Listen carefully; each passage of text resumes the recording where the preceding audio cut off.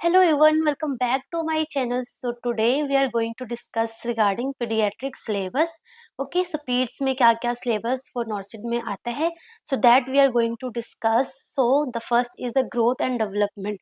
Growth and development में like कि हमारा weight, height, क्या बोलते हैं, चेस्ट सर्कम्फेरेंस, हेड सर्कम्फेरेंस, कौन से एज पे डबल होता है, ट्रिपल होता है, कौन से एज पे कितना होता है. सो ये एमसीक्यू आता है. फॉन्टेनिल्स हो गया हमारा, ठीक है ना.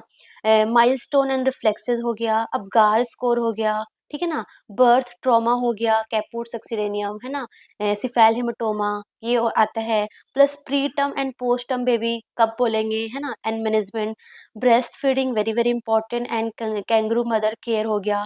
उसके अलावा हमारे कुछ डिसऑर्डर जैसे कि विल्म्स ट्यूमर हो गया, हाइड्रोकेफेलस हो गया, न्यूरल ट्यूब डिफेक्ट हो गया, सेरिब्रल पाल्सी हो गया, cleft lips and cleft palate हो गया, ठीक है ना.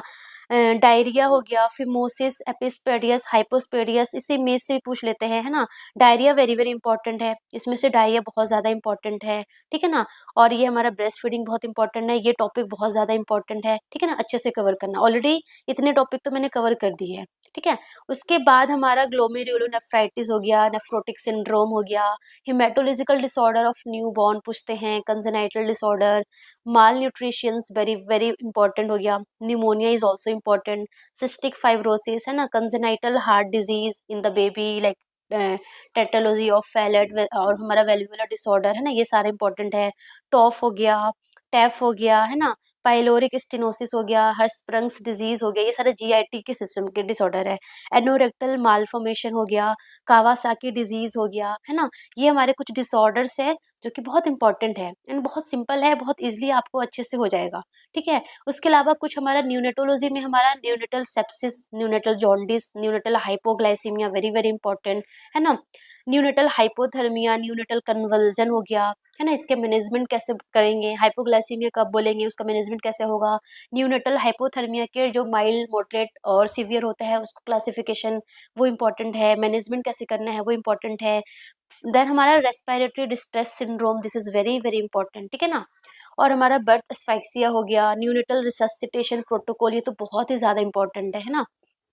उसके अलावा हमारा मिकोनियम एस्पिरेशन सिंड्रोम हो गया, डिहाइड्रेशन वेरी इंपॉर्टेंट, है ना. सो ये कुछ टॉपिक आपको बेसिकली आपको कंप्लीट करना है इन हमारा पीडियाट्रिक्स में. पीड्स में आपको ये सारे टॉपिक अच्छे से पढ़ना है, ठीक है ना. इसमें से बहुत सारे टॉपिक मैंने ऑलरेडी कवर कर दिए हैं, ठीक है. एंड अभी मैं मेडिकल सर्जिकल पढ़ा रही हूँ, मेडिकल सर्जिकल नर्सिंग पढ़ा रही हूँ. लाइक अप टू जैन तक या फिर last December up to Jan तक मेरा मेडिकल सर्जिकल नर्सिंग का पूरा सिलेबस कंप्लीट हो जाएगा. देन आफ्टर दैट मैं पीडियाट्रिक्स का पूरा सिलेबस कंप्लीट करा दूंगी. इसमें से कुछ लाइक न्यूनेटल जो न्यूनेटोलॉजी वाला पार्ट है ना उसमें ऑलमोस्ट कंप्लीट हो रखा है.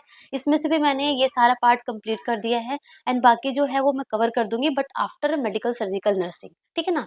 सो अगर आप मेडिकल सर्जिकल नर्सिंग के लिए सोचे कहाँ से पढ़ना है तो you can study from my channel. Okay, so that's all about today. Thank you so much. All the best.